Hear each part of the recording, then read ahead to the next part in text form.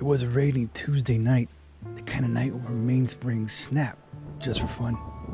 Then she showed up, an Omega Speedmaster Mark II, a real heavyweight from the 70s. She was a looker, sure. Curves in all the right places, that barrel case that screams 1970s confidence. But she looked tired, beat up, like she'd gone 12 rounds with a concrete sidewalk and lost every one of them. The listing said she was clean, just serviced. I've heard that before. Everyone swears they're innocent until you open the case. From the moment I took her out of the box, I knew she was trouble. First telltale sign, the crystal. Sitting crooked, skewed off to one side like a cheap fedora in a windy alley. If a watchmaker can't even see the crystal straight, you start to wonder what else they rushed. So I put on a polygraph, and the timegrapher lit up like a confession booth. That's not a heartbeat, that's a crime scene. She was galloping, knocking, amplitude through the roof, running so fast she was tripping over her own balance staff. Someone had been in there, someone careless. They took the money, but they didn't do the time. I leaned in close and told her, forget what the seller said, doll. We're gonna find out what really happened.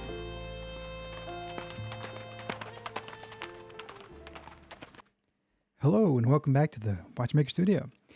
Today in the studio we have an Omega Speedmaster Mark II. This one is from 1973.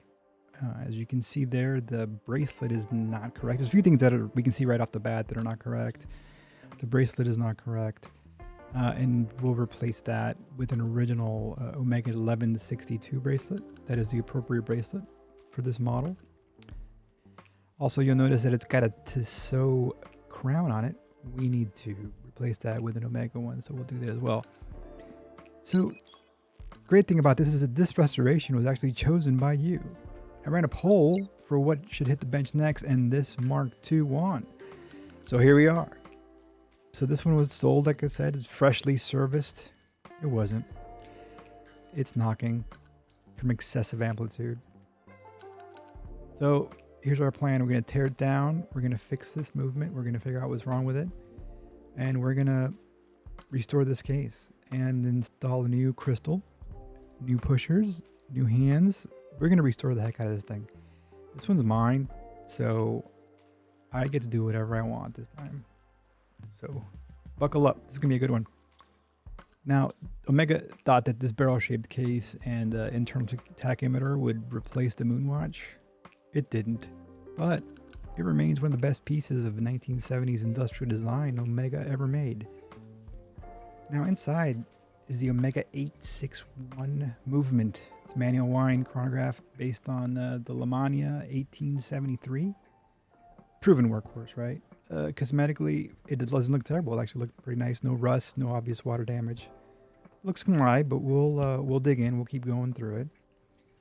So I just removed the stem so that I could take the movement out of the case, and you can see the dial looks great. The dial's in really good shape. The hands, the paint's actually falling off the hands. It's coming off the hands. So I've got a new set of hands. We're going to replace it. But as I remove the hands, because it's a chronograph, the chronograph hand is usually pretty tight. So I've got, I'll use this tool here that I have to very carefully remove the chronograph hands first. Because if you pull the hands off with the chronograph with chronograph hand on there, it actually can be pretty hard and it's a little bit excessive and you can do some damage to the hands. So I just like to remove this hand first, and then the rest of the hands I'll remove with the levers.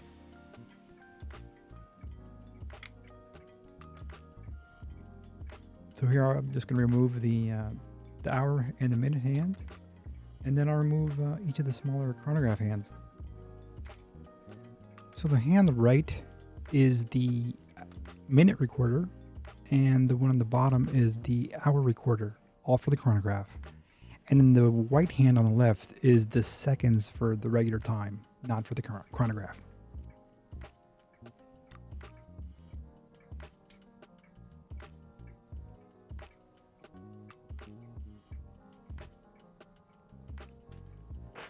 Now to take off the dial, we got to unscrew these two screws on the side of the movement. Once you do that, then the dial comes right up. We're going to put it into a protective container to keep it safe.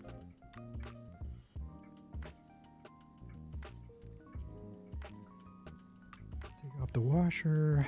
We're going to go ahead and flip the movement over. Get to the business side. I'm going to start by taking off the balance bridge. That balance wheel is very delicate. That hairspring is very delicate, so we want to be careful with that. So I usually take it off right up front. Okay, let's put this away, and then let's keep going.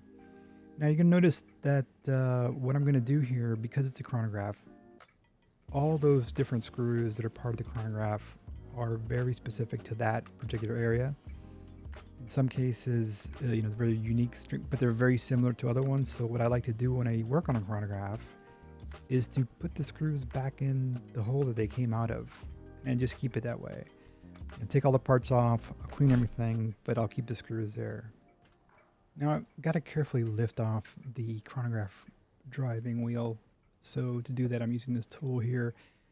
And you can see that there's been damage that was done previously by whoever was in here before, because maybe they didn't use a tool like that, or they try to grab it up, pull it up by tweezers. But that's why you really need to be careful when you're pulling it up, because you will bend that pivot and then you're going to have major issues. So I got a problem here. This screw hole is stripped and it's not coming out. So I'm going to have to address that. We're going to have to re-tab this hole once everything is out. So we just keep going here. I'll find a way to get that screw out a little bit later, but so I'm just going to take off all the parts here, and we're going to carefully put them aside, and then we're going to get everything cleaned up. I'm going to look for any damage as I pull everything off. I'm going to inspect every piece. Again, I'm going to put the screws back in, make sure that I know where they go when they go back together. Now you can see this is a pretty complicated watch. I mean, it's got a lot of parts. It's not the most complicated watch that Omega made. That is reserved for the 1040 movement, which is in the Mark III. Also, like in the Speedmaster 125th anniversary, it's in the Jedi. That one has about 300 parts. This one's got closer to 200, because the 1040 has automatic complication as well as a calendar complication on top of the chronograph. So yeah, pretty complicated. We'll keep everything separate. We'll be careful as we pull everything out of here. I'm going to use my brass tool here to hold that piece down, because that's actually under tension. This is a spring. This curved piece here is actually a spring. There's quite a few springs actually in this movement, so you have to be careful as you're taking the parts off, because they will go flying very quickly, like that. As a matter of fact. So there's a spring as an example. See, I'm holding it down with the brass tool on the left. And I'm using brass tool here because I don't want to scratch this movement. It's a beautiful movement, and I don't want to do any additional damage. But you can see it's sturdy. So just serviced? I don't think so. So we're going to take off the this bridge. This is a very large bridge that actually covers both the barrel and the train of wheels. All right, and this is the bridge for the escape wheel. Take that off. And then we're going to take off the bridge for the pallet fork.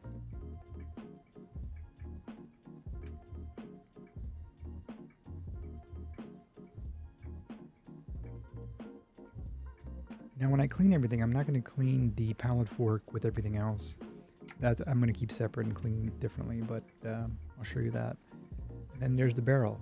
And that's where I believe the culprit is. I suspect that they put the incorrect mainspring, or maybe a generic mainspring in here that is just too powerful. It's too thick, which in turn is pushing too much power into the system. All right, we're going to turn it over here, and we're going to just take off the keyless works. And actually, this is part that I'm taking off here is part of the chronograph. This is the chronograph hour hand portion. And I'll give you all the specifics as we put it back together. When we put it back together, I'm going to put all the right greases and oils, and I'll make sure that you know all the different parts as I'm putting it in. So is it me? Does that look like a bird beak? The eye. There's a few parts in here that I have kind of given names to, like that's the pelican piece, the hammer, and then there's another one that looks like a leg. There's a few of those in there that I think are just remind me of where they go. And this bridge really doesn't do anything other than as a support for the hull. There's nothing underneath it, as you can see. All right, here's the hour wheel. And by the way, I have a love-hate relationship with this movement holder. This is the Horotech movement holder that is 4/861, but it doesn't hold the movement down. So it moves around, pops.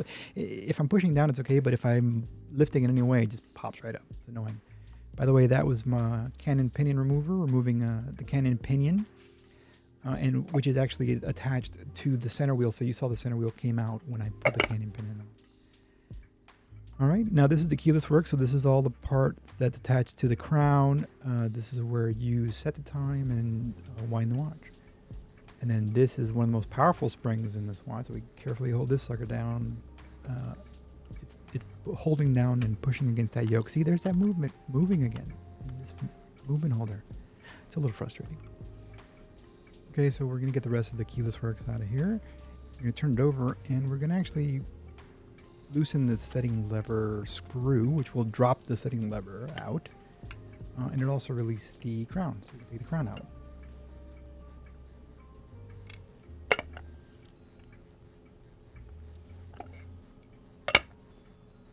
And that's the setting lever screw. All right, so under the bridge is actually the crown wheel here. It's a two-part crown wheel. So we're going to take it apart. And also underneath here is also the click. And the click just keeps the mainspring from unwinding. So there's that. So there's that click right there. So let's take these parts off, and then we'll get everything all cleaned up. Now I need to address that screw that was stuck. So I'm using this peg to kind of push up on the screw from underneath while I unscrew it, and then I was able to get it out. And then I'll address actually retapping the hole there. We got another spring we got to get out of here. Careful with that. And I'm going to peg the holes, or excuse me, peg the jewels. So what this does is it loosens some of the old oils in the jewels, and just does a better job when I clean the overall watch inside the cleaning machine. Does a better job. So let's take a look at this case here. We've got this gasket here. Let's remove the pushers here. So you unscrew this part. That screw actually presses against the movement, and actually what pushes the things like the chronograph, start, stop, and reset. But we're going to replace these pushers. They've seen better days. And let's get the crystal out of here. Now this crystal has a gasket that goes around it. But as you saw, the crystal is kind of crooked. So we're going to see... I'm planning on actually replacing the crystal because it's got some chips in it. And that popped out way too easily. So let's take a look at what's going on here with this crystal. This is an internal bezel that's underneath the crystal there, but oh yeah, look at that. That is what used to be the gasket, which has basically turned to tar. So if you don't service your watch in 50 years, that gasket doesn't survive that long. So I'm using this tool here to push out, it's called the crown tube, which just kind of popped out. And then I'm going to put the balance cock back in here onto the movement, and that's how I'm going to put it in the cleaning machine, and that just helps to protect the balance wheel and hairspring. Let's get all these things here into the baskets, and then we can get everything cleaned up.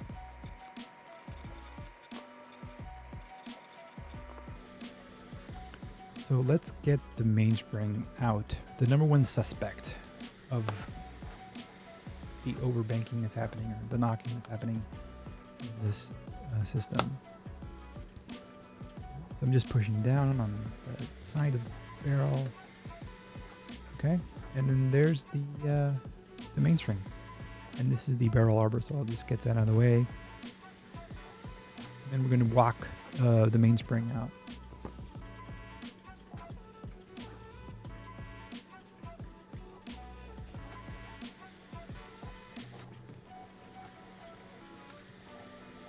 You know, unless I take actual measurements and understand the thickness of the mainspring, doesn't look great shape. I mean, it's not concentric circles, but I'm going to replace it anyway. I got a new mainspring that's actually Omega mainspring for this particular movement, so that way we can ensure that it's the right mainspring. All right,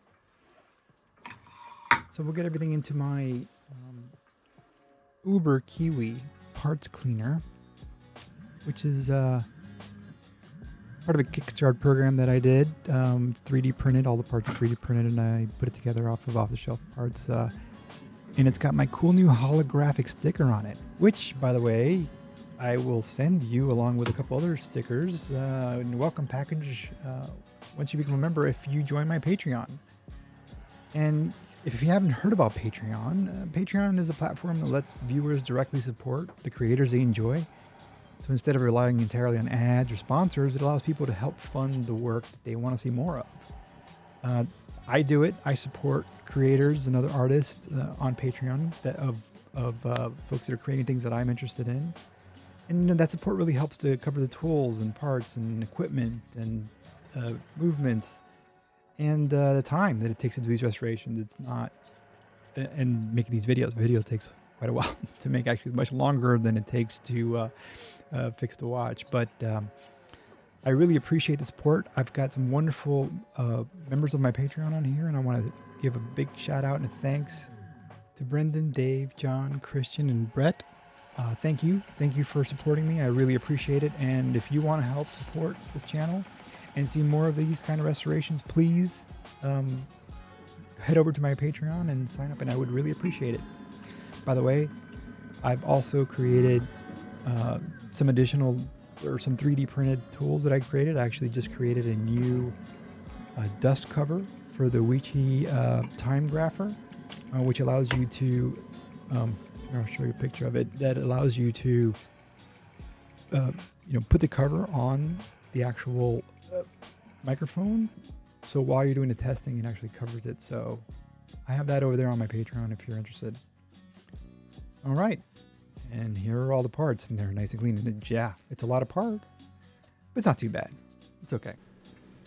All right.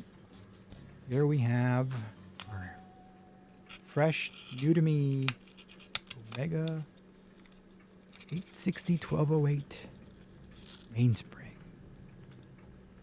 Now, you don't have to oil the mainspring normally. It comes pre-lubricated from the factory, but we're going to put a little bit of oil in it. Carefully putting it in, and all you have to do is push it in, which I'll use the back of my tweezers here to push it into the barrel. And then I'm going to put a little bit of 8200 mainspring grease on here. Just a little bit, not too much. Like I said, it's already lubricated, just to give it a little bit on top. And then I'm going to put the barrel arbor and the barrel arbor holder here. I just like doing this better. It's more secure. I've had barrel arbors fly across the room. It's not fun. And then I will put some HP 1300 on here. Now that's a medium viscosity oil. It's good for all these moving parts. And I'll be using the Omega tech sheet that specifically says what oil to use where.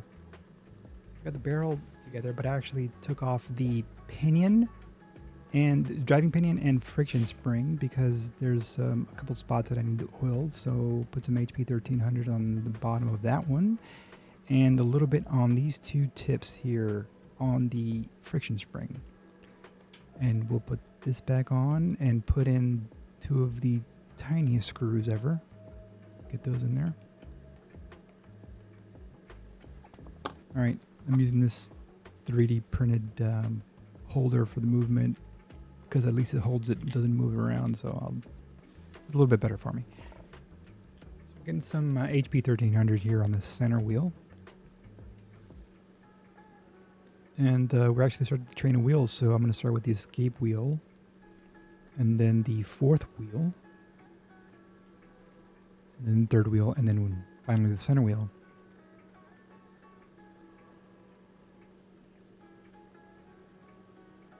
Okay, and now we have to get them lined up, ready for us to put these pretty large bridge over it. And then here is the setting lever screw that we're going to put in here. I'm just putting a little bit of 9504 grease on it. A little bit much. I'm going to clean off some of the excess there.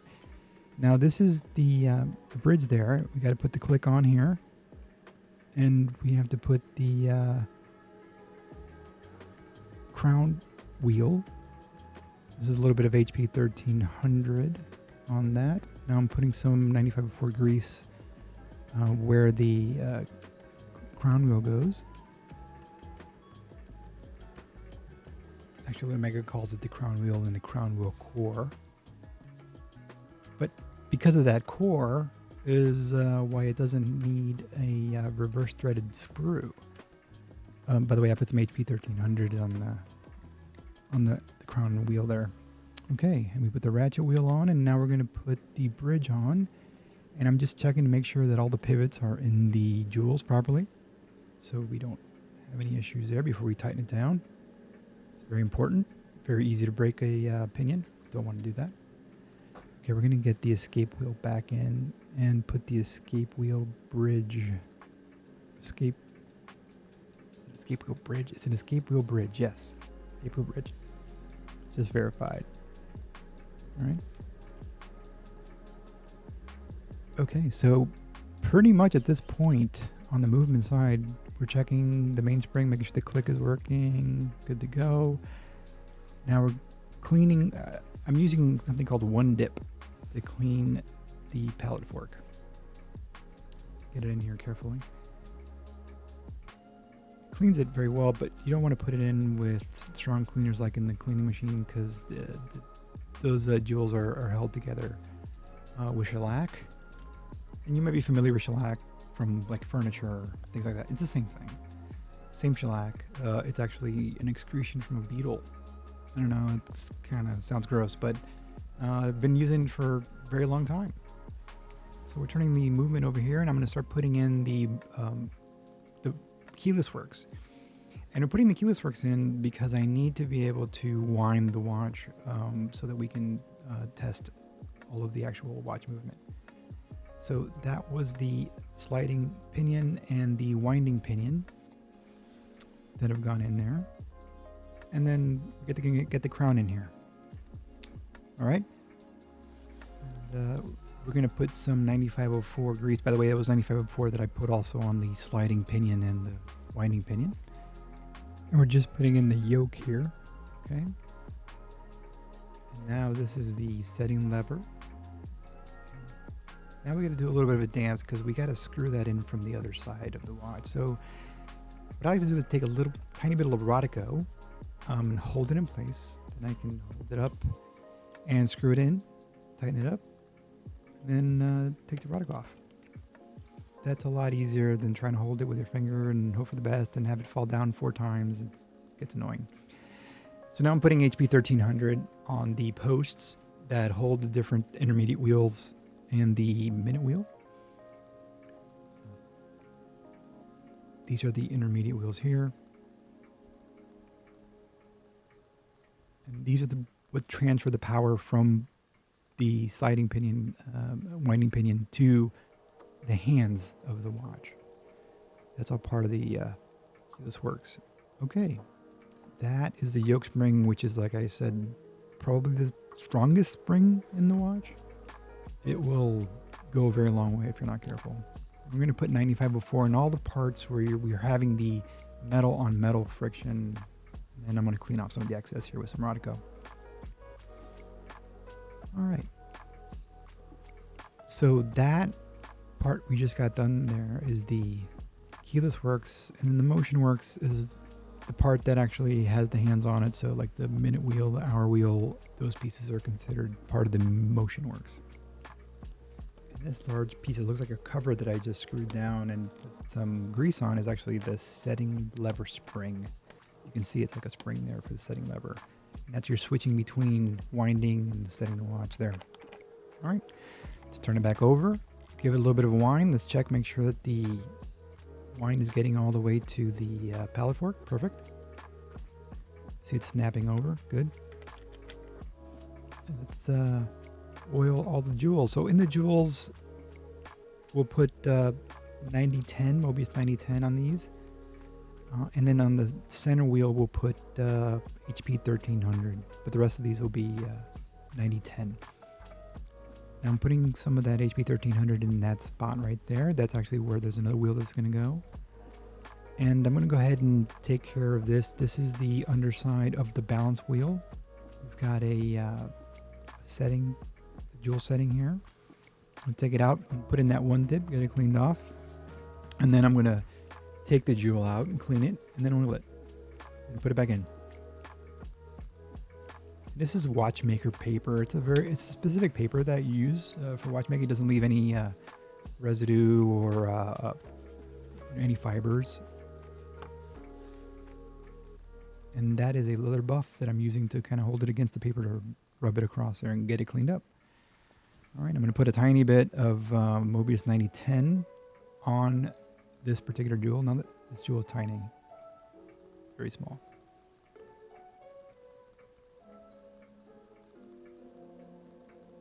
Okay, and now we're going to get the other half of the jewel setting on here, and it's held together by the capillary action from the oil. And we're going to put it back in movement. There we go. Carefully close the spring back in.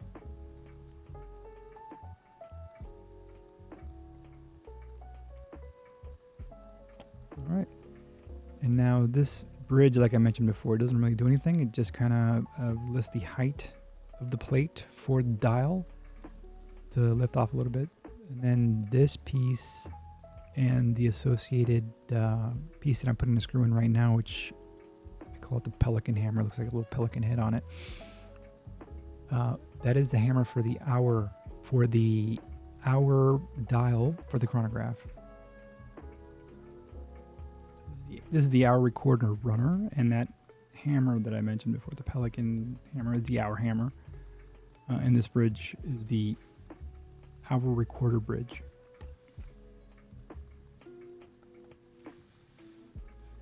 Get this in place here.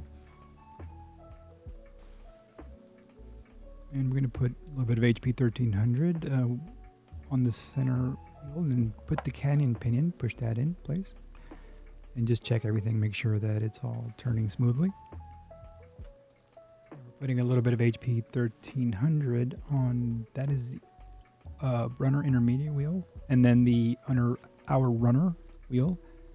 And then this hammer is the one that I mentioned. It's called the hour hammer. And I'm putting HP 1300 there on the edge that touches against the heart of that runner wheel. All right, just checking this again. And I'm actually going to lubricate the pallet fork.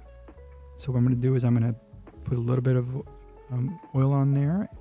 It's a 941 grease actually, and then run 5 teeth through, and then do that 3 times. I've already done it 3 times, and then I just kind of run the whole escape wheel through just to make sure that spread that grease all across. All right, so let's get the balance wheel in here and make sure that everything is working properly, and we can verify that are or are not still overbanking. Hopefully not. Hopefully that new mainspring took care of the problem. Let me adjust here the balance wheel. It's on the wrong side. Boom. There we go. Look at that. Running great. Took off beautifully. All right. Let's get the screw in here, and then I did validate that it is not overbanking or knocking anymore. So we're going to go ahead in here and take off this jewel setting so we can clean it. Carefully get it out of here and put it into that one dip so then I can clean it up. Same as before. I'm going to rub it against this Watchmaker paper, make sure that it's clean and there's no dried up oil or anything on there. Anything that's there will affect, especially in the different positions. So as you move your hand or your arm is hanging down, that's the crown down position. When you're sitting on a table, that's the crown left position. These different positions are affected if you don't have consistency on different pivots and the pivots aren't clean, etc., properly lubricated. It will affect the timing in the different positions. All right. So let's get that setting back in here. Now, this guy's not going down because we got to get it into properly seated in here. So I'm going to grab it from the bottom here, move it in. There we go. And then we'll close it up. And this is called an Inca block setting, and this is actually for shock relief. In case the watch takes a shock, like it's dropped or something like that, it actually lets the jewel move up and down and doesn't break. Because before that, the jewels would just break. That was one of the major issues that you had with watches back then. Before this was invented, early 40s time frame was when they came up with that shock system. Before that, there were a lot of broken jewels. Now, this is called the stem bolt for the hammer, which actually is the part that moves down and releases when you're doing a chronograph reset in this movement. And the spring just gives it the tension. All right, now we're going to start on the chronograph, and this is where all the different parts are. These two pieces are the lower cam for coupling clutch and the upper cam for the hammer. And we're putting a little bit of 9504 grease on the parts that are rubbing up against the other metal. And then here is the spring that will put tension on it. And there's actually two springs that go one right on top of each other for both of those clutches.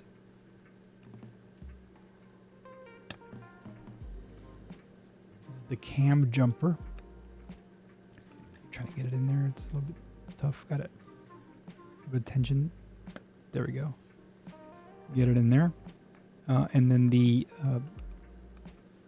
hammer spring goes right on top of it. And they both screw down together. There you go.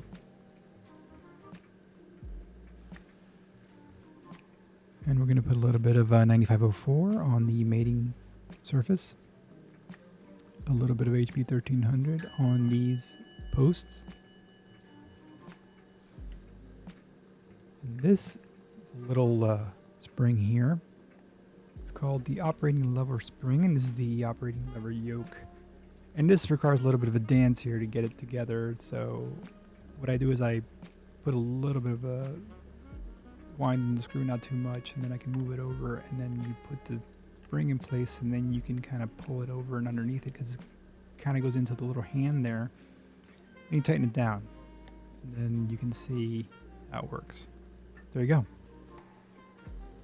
Now this piece, it's always been weird to me. It's just kind of this floating piece. It just sits there. It's actually called the connecting lever, and it's actually what pushes up and changes the cams.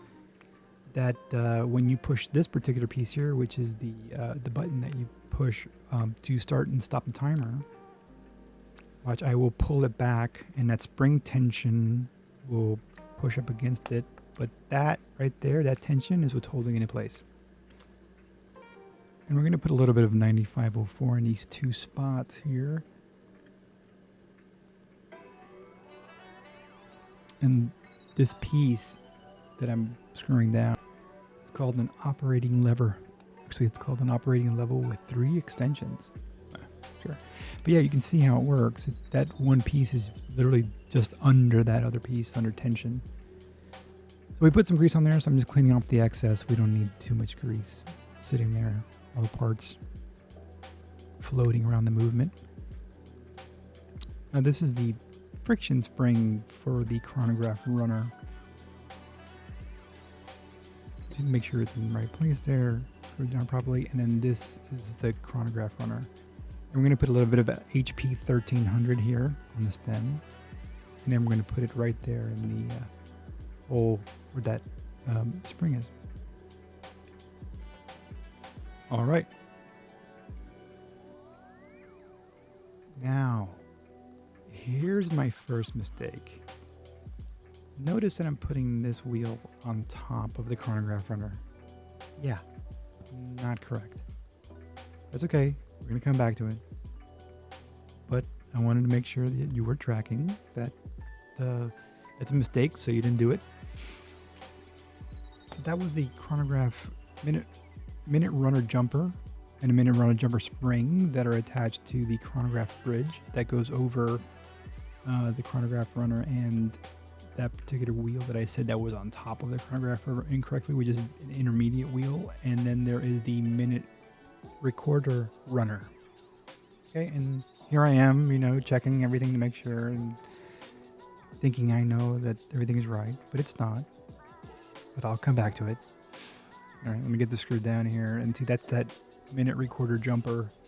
Again, it's tied to the hand on the dial that shows you the minutes. And now here's mistake number 2. It's called blocking lever. I actually failed to put a part that goes underneath it.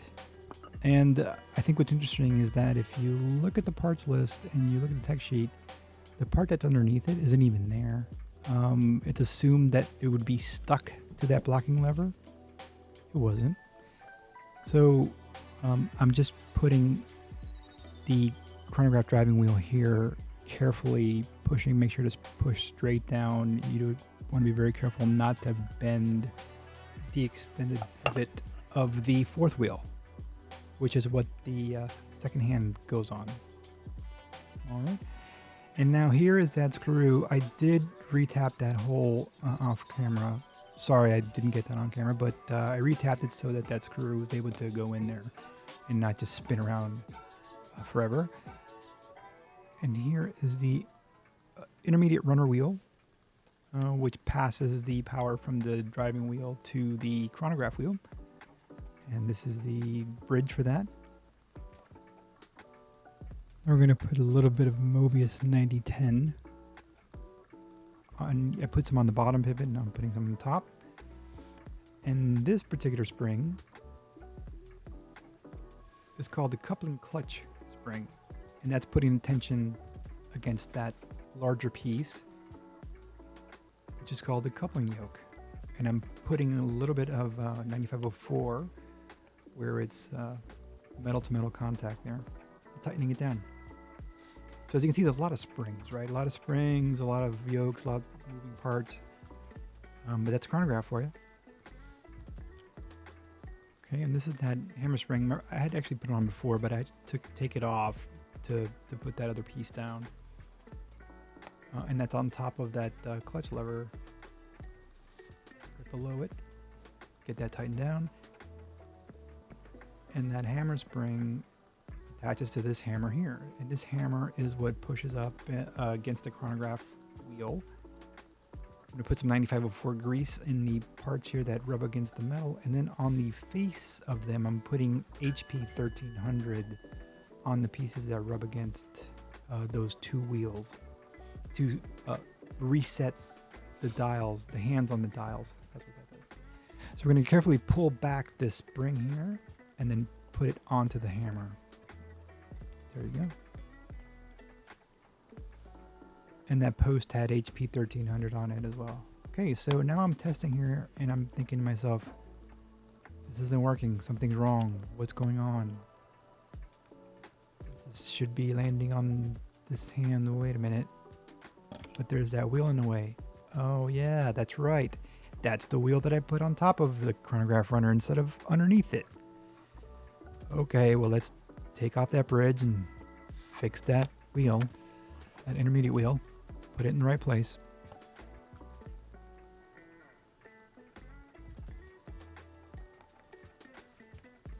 Okay, there it is. So, yeah, it's also upside down.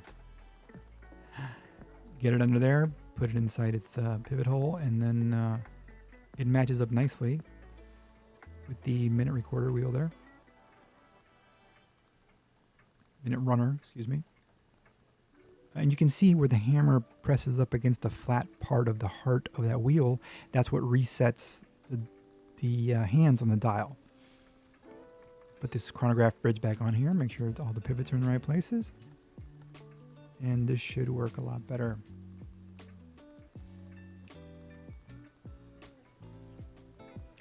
Let's see. There we go. And then the reset. There you go. Stop, start. And that little bolt that sticks up there is the reset. So we'll move it over. And that's what resets the hands on the dial. Okay, so this is the hour recorder yoke. And it's actually what passes the information, you know, basically as the chronograph is running or not running from the balance side of the watchmaker side of the dial or the movement to the dial side of the movement. Now, here's where I'm saying that little leg-shaped piece is not correct. It should be pressing up, the foot part of it should be pressing up against the chronograph runner. And this part here, as a matter of fact, not only does it not show anywhere in the tech sheet or drawing as a number or anything, because it's supposed to be connected to that other part, but it doesn't really show as it connected in the diagram, and I'll show you. But, and I actually remember doing this before, where I didn't put it in. I guess I really need to learn from my mistakes. So I'm taking off that hammer so that I can actually put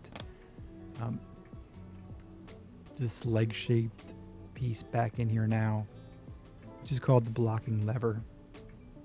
And you'll see the foot rests right up against the chronograph runner wheel there.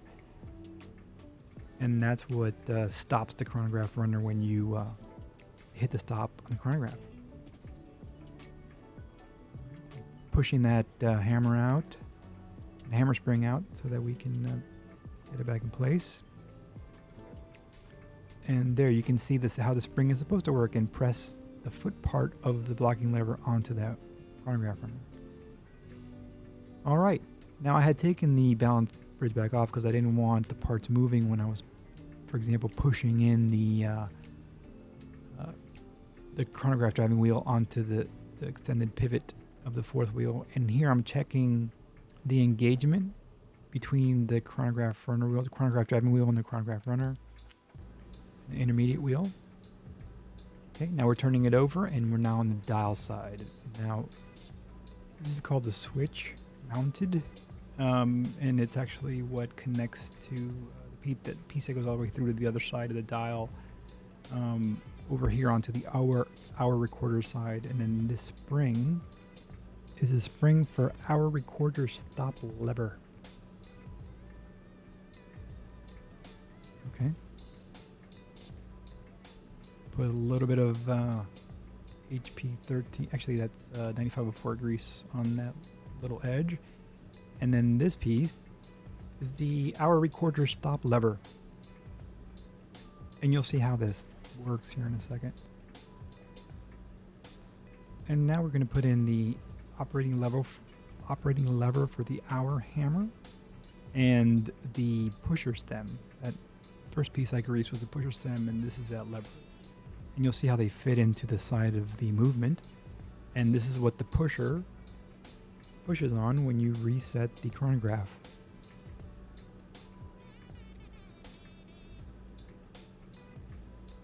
And this screw here just holds it all in place. And I put some 9504 grease on both of those parts, by the way.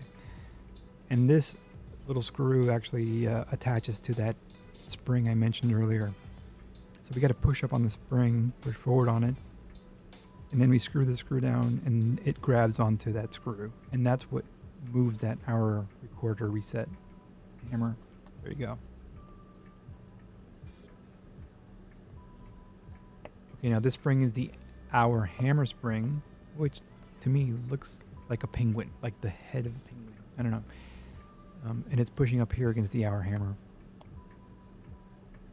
And this is what resets the hour hand of the chronograph.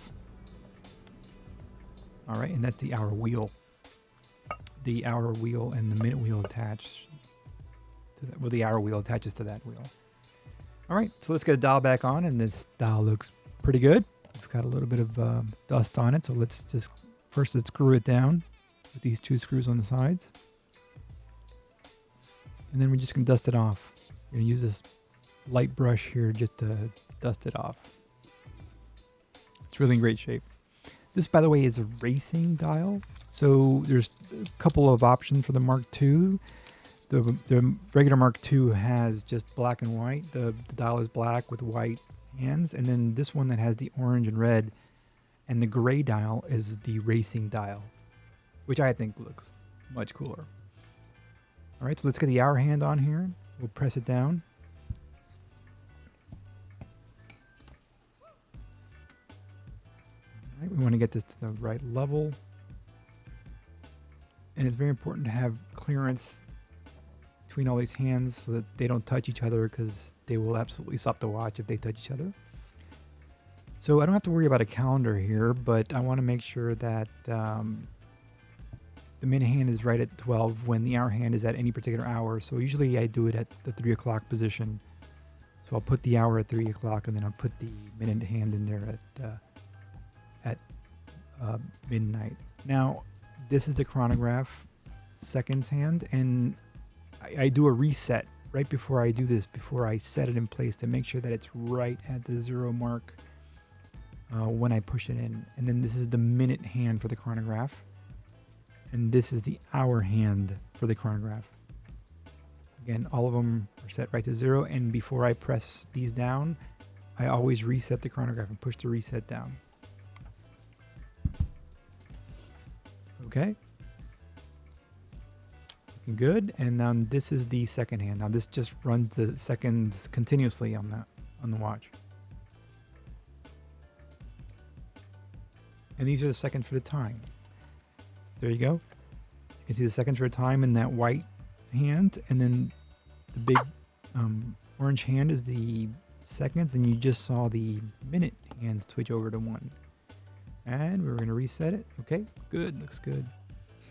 Okay, so let's work on the case a little bit here. So this belt sander that I have, at this point, I've gone through several belts.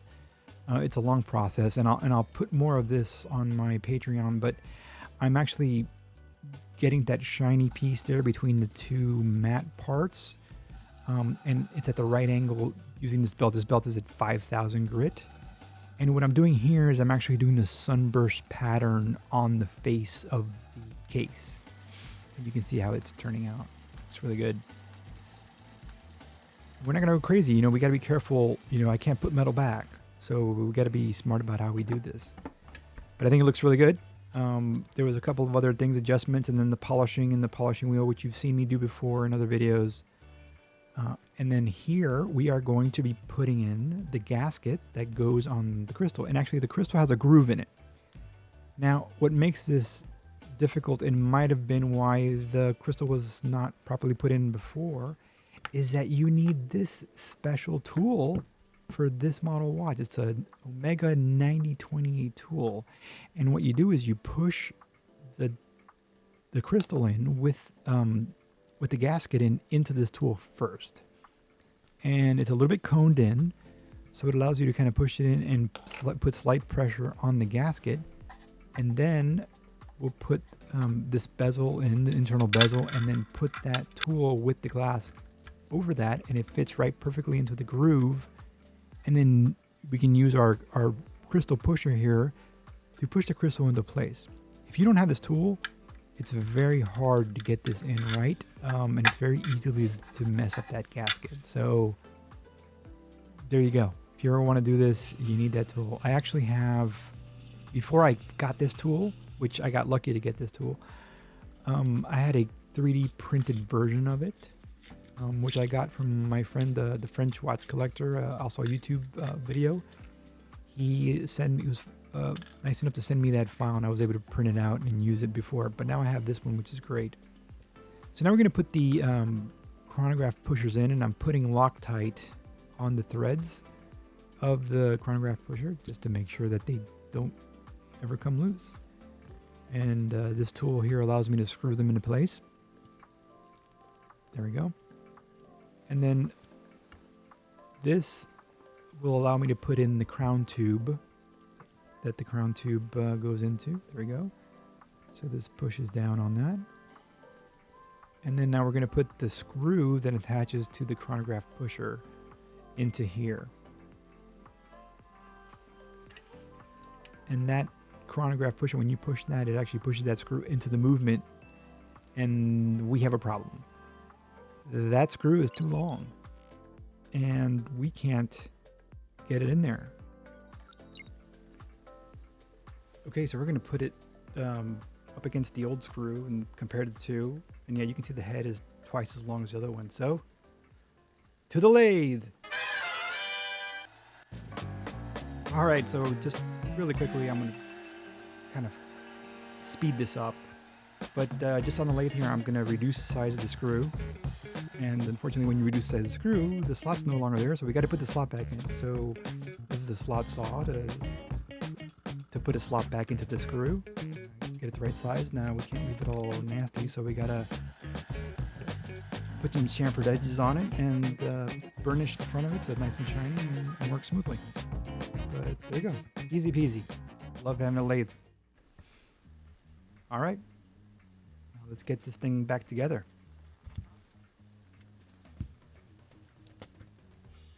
Okay. And I'm going to grease up the new crown, which I have resized. And then we put the movement ring in here. This movement keeps the movement from moving around. And there's that screw to hold the crown in. We're going to put a new gasket. And we've got all new gaskets. All the pushers came with new gaskets. This is the gasket for the case. Okay, and now we're putting in the case clamps that hold the movement in place.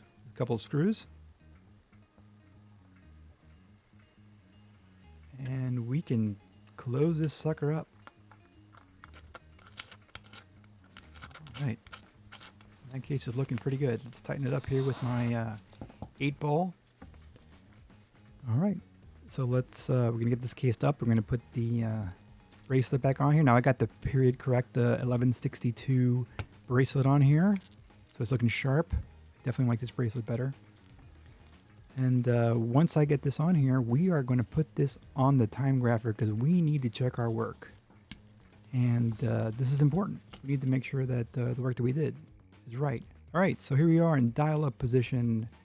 And we've got 0 seconds, 284 degrees. Beautiful, that's perfect. And we're going to dial down and same thing, 0 seconds, 289 degrees. And now we're going to crown down. That was plus 1 second a day.